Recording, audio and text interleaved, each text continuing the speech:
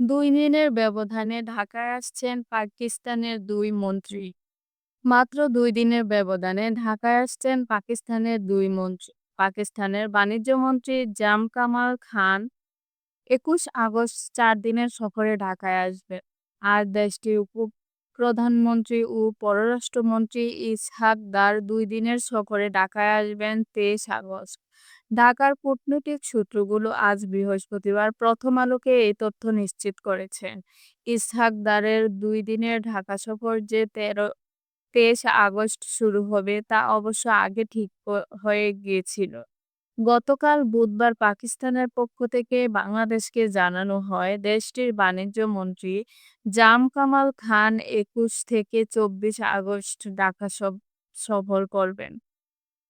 কূটনীতিক সূত্রগুলো বলেছেন বাংলাদেশে ২০২৪ সালের ৫ আগস্টের ছাত্র জনতার গণ-অভ্যুত্থানের রাজনৈতিক পট পরিবর্তনের পর দুই দেশের নানা পর্যায়ে আলোচনা সক্রিয় করতে উদ্যোগী হয় পাকিস্তান। দুই দেশের দেড় দশকের শীতল সম্পর্ক পুনরুজ্জীবনের লক্ষ্যে গত এপ্রিলে ঢাকায় এসেছিলেন পাকিস্তানের পররাষ্ট্র সচিব আমনা বালুচ। এরই ধারাবাহিকতায় ইসহাক দার ঢাকা সফরে আসছেন। তিনি তার সফর সম্পর্কে পুনরুজ্জীবনের পাশাপাশি রাজনৈতিক স্তরে ঘনিষ্ঠতা বাড়ানোর বিষয় নিয়ে আলোচনা করতে পারেন।